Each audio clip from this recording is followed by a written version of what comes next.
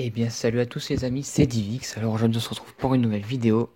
Donc, théorie Dragon Ball Super. Donc aujourd'hui, on va parler du vainqueur du tournoi du pouvoir, selon moi. C'est vraiment pas officiel, c'est vraiment mon point de vue. Et donc, le sujet vraiment, ça sera à la fin du tournoi du pouvoir. Je vais pas rentrer dans les détails, tout ça, parce que j'ai plein d'idées, mais vous savez même pas combien j'ai d'idées sur la fin du tournoi du pouvoir, le combat, les combats qui vont se passer, tout ça.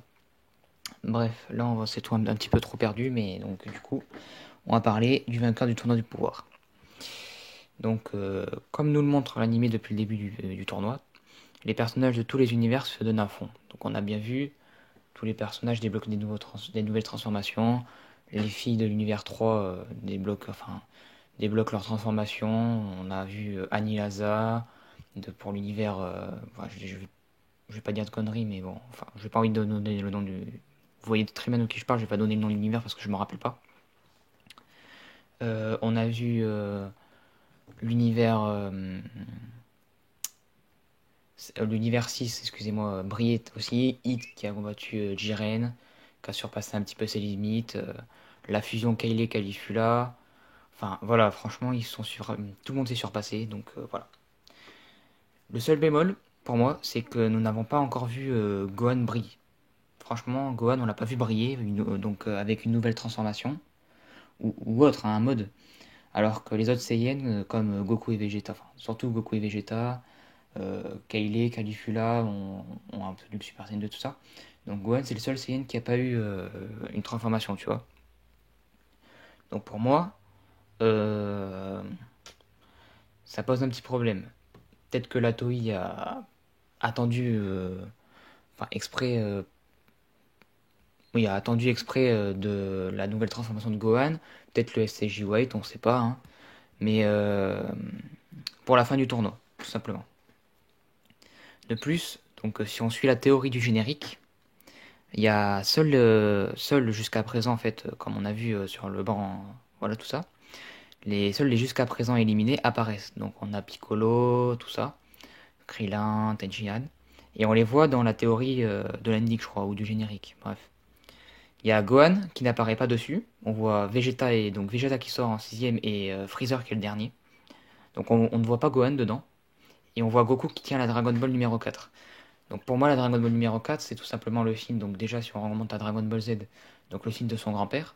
Donc le signe, la 4, pour moi, c'est le signe de la résurrection. Donc on va pas rentrer dans les détails, mais bon, ça sera le titre d'une autre vidéo, tout simplement. Bref. Donc Gohan n'apparaît pas, tout comme Goku. Et donc selon moi, le vainqueur, ça serait l'univers 7, avec Gohan, Goku et Jiren encore debout. Oui, parce que pour moi, Jiren, enfin, il est insortable. Enfin, c'est pas qu'il est insortable, mais il ne sortira pas. Et il tiendra jusqu'au temps imparti, tout simplement. Et donc, comme le stipule tout simplement les règles, le vainqueur, c'est l'univers qui a le plus de combattants encore debout. Donc, si on compte, il y aurait Jiren tout seul debout pour l'univers 11. Et Goku, j'allais dire Vegeta, mais non. Et Gohan encore debout pour l'univers 7. Et du coup, le vainqueur, ça serait l'univers 7, si vous me suivez. Donc, le résultat de cet arc, ça serait une nouvelle transformation, ou un mode, si vous préférez, enfin, pour Goku et puis Vegeta, et une victoire de l'univers 7. Parce que, on va pas se le cacher, euh, le, pour l'histoire, on est sûr que c'est l'univers 7 qui va la remporter. Parce qu'on va pas faire éliminer l'univers de Goku. Surtout que Zeno-sama, enfin Zeno, tout ça, il est un petit peu plus lié à l'univers 7 parce qu'il a Goku en ami qu'à l'univers 11. Donc pour moi, c'est l'univers 7 de manière qui gagne, c'est obligé. Ensuite, il vient l'histoire du vœu à la fin donc avec le Super Shenron, à la fin. Donc sauf si on a un coup de traître du grand prêtre, mais bon ça j'en doute, franchement, enfin le grand prêtre, je pense pas qu'il va faire un coup de traître ou quoi que ce soit. Donc je pense surtout que le vœu ne va pas se passer comme prévu. Bon, je vais pas non plus rentrer, enfin tout ça je vais pas rentrer dans les détails parce que ça va faire l'objet d'une autre vidéo. Et puis franchement je vous prépare du lourd. Donc voilà. Euh, Franchement, Franchement, enfin, je pense que cette théorie tient la route. Parce que si on suit vraiment cette théorie, Gohan, il n'apparaît pas. Gohan, on l'a pas vu briller. On a vu briller Tenshinhan, qui a quand même sorti des adversaires. C17, on a vu briller C17, franchement. Il a fait du propre. C18, en sauvant la vie de C17 et en combattant avec les autres. On a vu briller Piccolo. Piccolo, quand même, qui a fait du bon boulot en sortant deux combattants. On a vu briller, enfin un petit peu Krillin. Bon, Krillin, il est sorti salement, mais on l'a vu un petit peu, on l'a vu briller quand même. Il reste donc Gohan, Freezer, Vegeta et Goku. Et c'est 17, on est d'accord? Donc ça fait 9 combattants. Attendez. Oui, 9 combattants. Sur les 10. Attends, il manque qui est sorti encore? Je sais plus. Bon, bref. Euh, du coup, on a vu tous les autres adversaires, enfin tous les autres coéquipiers de l'univers 7 briller. On n'a pas vu une seule fois Gohan. On a vu Goku briller avec le Migatego no Goku.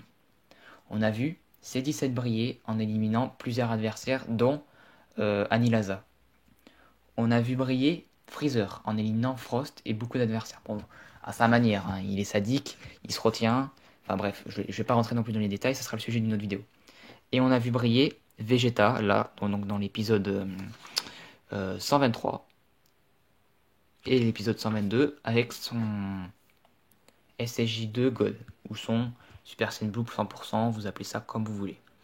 Donc, pour moi, Gohan n'a pas brillé encore. Et puis, quand même, Gohan, c'est le mec qui a battu Cell, qui a développé le SSJ2. C'est un CN 200 mêlés. Enfin, ça a été prouvé à maintes reprises dans Dragon Ball que les CN 200 mêlés étaient plus forts que les CN, les CN purs. Enfin, les CN, voilà. Donc, pour moi, la Toei nous réserve un petit truc pour Gohan, franchement.